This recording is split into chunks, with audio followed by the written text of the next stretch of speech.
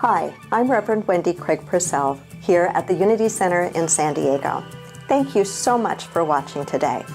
If you'd like to support the work that we do here, please consider making a contribution.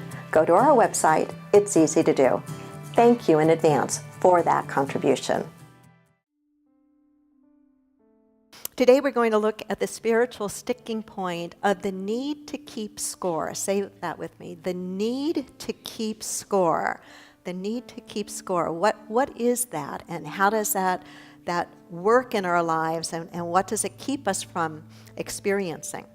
We also know in our teaching how very practical the teaching is itself, that this isn't something that we just listen to and then we figure we got it.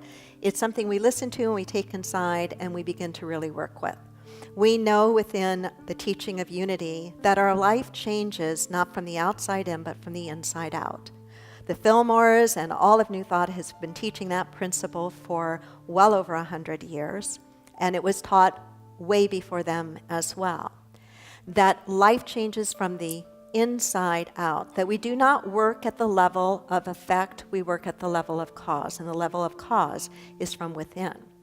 It is important for us as we have a commitment to grow and to awaken spiritually to notice what it is that we do that keeps us from unfolding, that keeps us from growing. So we have to notice and pay attention to those behaviors. That's a very important starting point because we realize that we cannot change anything if we're not aware that we're doing it to begin with. Fear of missing out. Fear of missing out.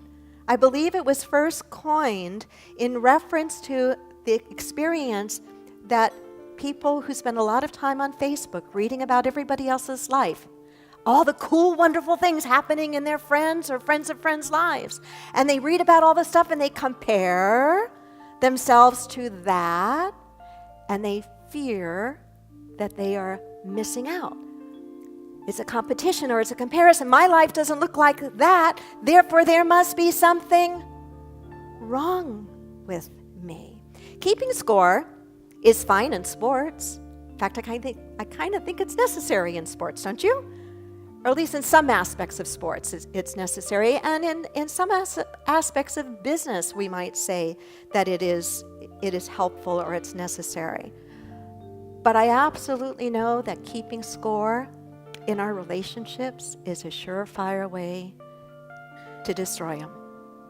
The minute you start keeping score in your marriage, in your primary relationship, with your friends, is the minute that relationship is on a fast downward slope.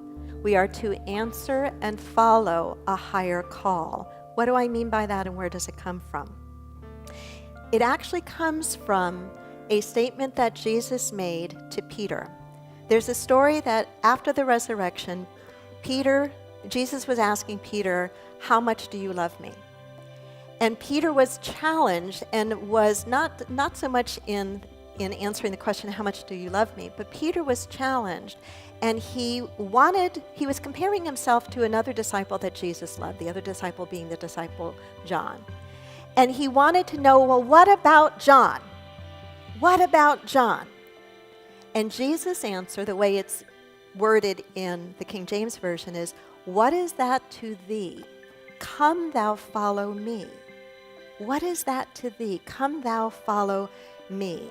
In other versions, it's translated, "What is that to you? You follow me." It's like Jesus is saying, don't be concerned about what's going on in John's life. Take a look at your own, and more than that, follow me. Not in a religious way, because Jesus never claimed anything for himself that he didn't also claim was true for each and every one of us.